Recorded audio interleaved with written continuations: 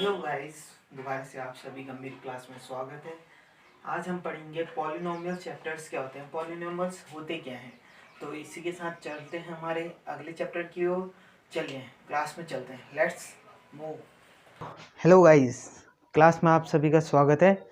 तो हम पढ़ते हैं पॉलिनोमियल्स। पॉलिनोमियल्स होते क्या हैं? ऐसे एक्सप्रेशंस या ऐसे काइंड ऑफ वैल्यूज़ जिसमें क्या हो, एक वेरिएबल भी हो, एक कांस्टेंट टर्म्स भी हो। कहने का मतलब कोई भी नंबर जिसमें वेरिएबल और कांस्टेंट टर्म्स दोनों साथ में हो। जैसे कि एग्जांपल लिखता हूँ मैं, यहाँ पे लिख देता हूँ 2x। इसमें वेरिएबल्स भी हैं, कांस्टेंट टर्म्स भी हैं, तो ये दोनों मिलके पॉलिनोमियल्स बनाते हैं। ठीक है, अंडरस्टूड और नॉट? तो ये दोनों मिलके वो बनाते हैं। अब इसकी डेफिनेशंस क्या होती हैं? An expression that consist of variables and coefficient. Coefficient क्या होता है? जो भी वेरिएबल्स का आगे वाला टर्म, वेरिएबल्स के साथ वाला टर्म, ये सब क्या है? कोफिशिएंट। ये भी कोफिशिएंट्स, जो उसके फर्स्ट टर्म या कांस्टेंट टर्म्स को हम उसके कोफिशिएंट्स कहते हैं। कोफिशिएंट से मिलके बनता है, उसमें क्या है? Addition, subtraction, multiplication and many others kind of, like divide, बहुत सारे काइंड के इसमें एक्सप्रेशंस लिखे हों। जैसे कि मैंने लिख दिया यहाँ पर 3x² + 4, ये भी एक एक्सप्रेशन है, ये पॉलिनोमियल्स है। ठीक है, तो वैसे ही डिफरेंट काइंड ऑफ, जिसको भी हम कांस्टेंट ऑफ वेरिएबल्स को एक साथ में लिख के बनाएं, उन्हें क्या कहते हैं? हम पॉलिनोमियल्स कहते हैं। अब आते हैं पॉलिनोमियल्स की एक प्लेन इक्वेशंस। सबसे पहले दिखाते किससे हैं polynomials? Symbols px।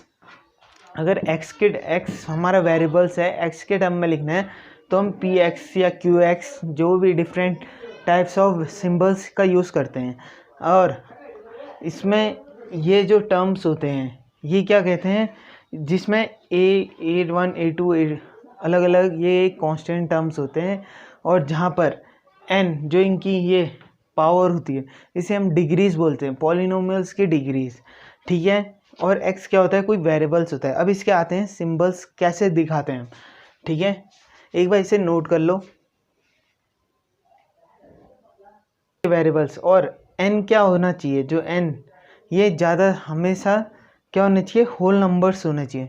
Whole numbers क्या होते हैं? ये मैंने इससे पिछली वाली क्लासेस में पढ़ाया है। अगर आपके होल नंबर्स के डाउट क्लियर नहीं है तो आप मेरी पुरानी क्लासेस को देखिए, उसका लिंक मैं लास्ट में दे दूंगा आपको।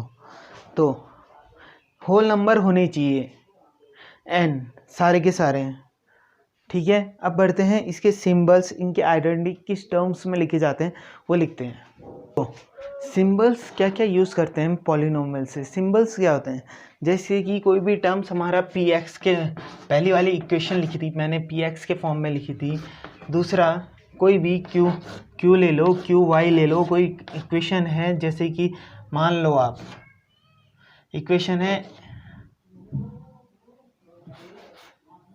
जैसे कि कोई इक्वेशन है 2y² + 3y + 2, ये एक इक्वेशन है। ठीक है, इसको हम किसके फॉर्म में लिख सकते हैं? qy। ठीक है, जिस पर हम जो वेरिएबल्स का यूज़ किया जाएगा वो हम वेरिएबल्स को डिनोट करेंगे उसके अंदर में, और बाकी कोई कांस्टेंट टर्म्स होंगे तो वो लिखेंगे बाहर पे। तो ये px qx, कोई z है, za, कुछ भी ले सकते हैं जिस पर बेस्ड हमारी वैल्यूज़ दी जाएंगी। ठीक है, क्लियर? अब आते हैं इसके बाद टर्म्स क्या होते हैं?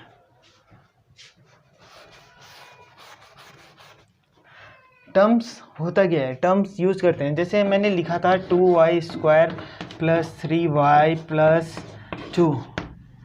अब टर्म्स क्या होते हैं? टर्म्स होते हैं कि कितने नंबर ऑफ वैल्यूज़ दिए हैं हमारे इस पूरे क्वेश्चंस में। कहने का मतलब कितने वैल्यूज़ दिए हैं, जैसे कि ये एक term, second term, third term, तो इसमें 3 टर्म्स होंगे। क्लियर? इसमें 3 टर्म्स होंगे, जैसे कि 3 वैल्यूज़ दी गई थी हमारे क्वेश्चन में, तो वो 3 टर्म्स के अंदर डिनोट की जाती हैं, ठीक है। वैसे ही अगर कोई 2 टर्म्स का वैल्यूज़ हो जाएगा, जैसे कि 2y + 3, ये 2 टर्म्स का हो जाएगा। ऐसे ही 3x² + 1, ये भी 2 टर्म्स का हो जाएगा, 1 एंड सेकेंड टर्म्स, ओके। ये टर्म्स होते हैं। अब आते हैं कि कांस्टेंट पॉलिनोमियल्स क्या होते हैं।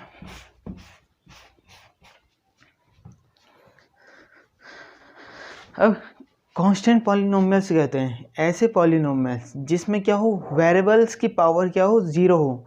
कहने का मतलब वेरिएबल्स की डिग्री 0 हो। कहने का मतलब डिफाइन कैसे करेंगे, 2 टर्म्स। कहने का मतलब ऐसे टर्म्स जिसमें क्या हो कि degree of variables is 0। Example देता हूँ मैं इसका, एग्जाम्पल ले लो 3, 4, 5, whatever, जो भी टर्म्स लेते हैं। अब इसमें क्या होगा, वेरिएबल्स में लिख दूँ 3x⁻0। वही कहा था मैंने, वेरिएबल्स की डिग्री कितनी होनी चाहिए, 0 होनी चाहिए, तो मैंने लिख दिया। अब क्या, हमें पता है कि किसी की भी डिग्री 0 हो तो वो 1 हो जाती है, किसी की पावर 0 हो तो वो 1 हो जाता है टर्म।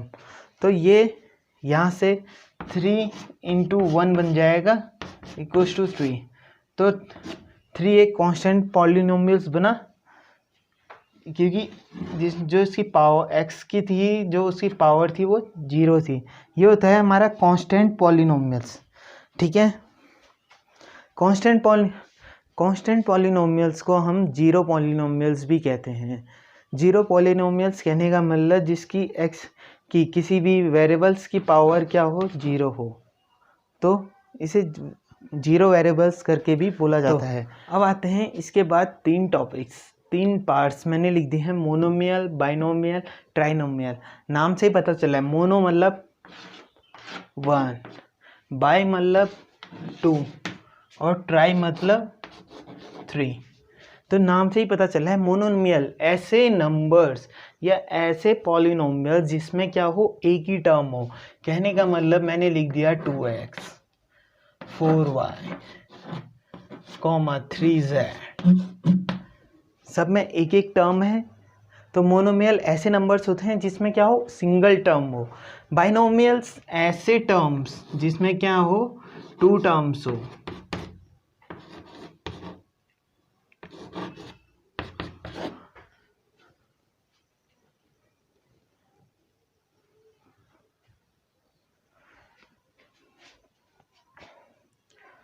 तो बाइनोमियल्स ऐसे टर्म्स होते हैं जिसमें क्या हो, 2 टर्म्स हो। टर्म्स मैंने बताए थे 2 होते हैं, जितने नंबर्स ऑफ वैल्यूज़ होते हैं उतने ही वैल्यूज़ होते हैं। वैसे ही ट्राइनोमियल्स ऐसे टर्म्स होते हैं जिसमें क्या हो, कितने, 3 टर्म्स हो। चाहे कैसे भी टर्म्स हो, 3 होनी चाहिए। लिख दिया मैंने 3y + 2π + 3, 3 टर्म्स हैं। तो ऐसे नंबर्स या ऐसी वैल्यू जिसमें क्या हो, 3 टर्म्स हो, उनको हम ट्राइनोमियल, जिसमें 2 टर्म्स हो, बाइनोमियल्स जिसमें सिंगल टर्म हो, उन्हें मोनोमियल्स कहते हैं। इसके बाद आते हैं डिग्रीज। डिग्रीज कैसे निकालते हैं। अब डिग्री क्या होती है, क्वेश्चंस आएंगे ही कि इसमें इसकी डिग्री निकालो। कोई भी क्वेश्चंस होगा उसमें कि इस टर्म की डिग्री निकालो। तो डिग्री क्या होते हैं, डिग्री क्या होते हैं, डिग्री द हाईएस्ट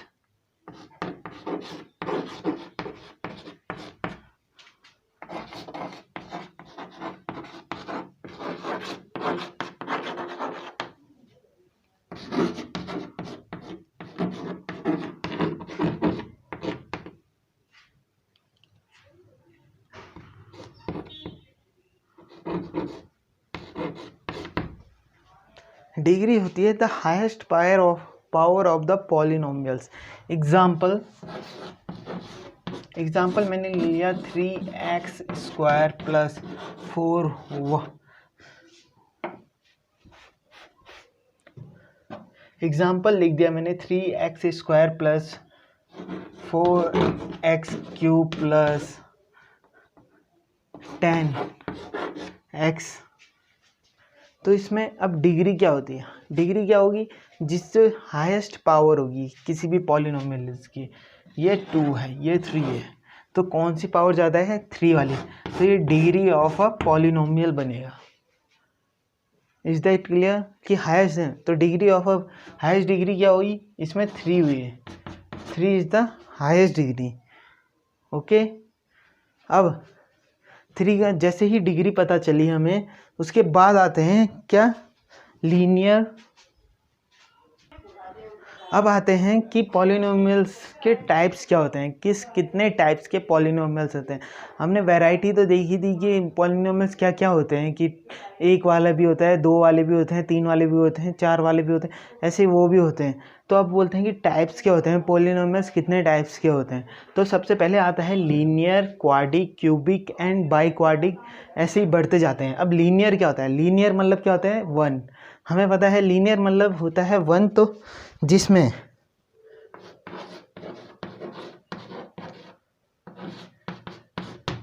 लीनियर मतलब 1 जिसकी क्या हो? हाईएस्ट डिग्री कितनी हो? 1 हो। 4x प्लस 2, हाईएस्ट डिग्री कितनी है इसकी? 1। तो ऐसे पॉलिनोमियल जिसकी क्या हो? हाईएस्ट डिग्री 1 हो, उसे हम क्या कहेंगे? Linear polynomials. वैसे ही क्वाड मतलब जिसकी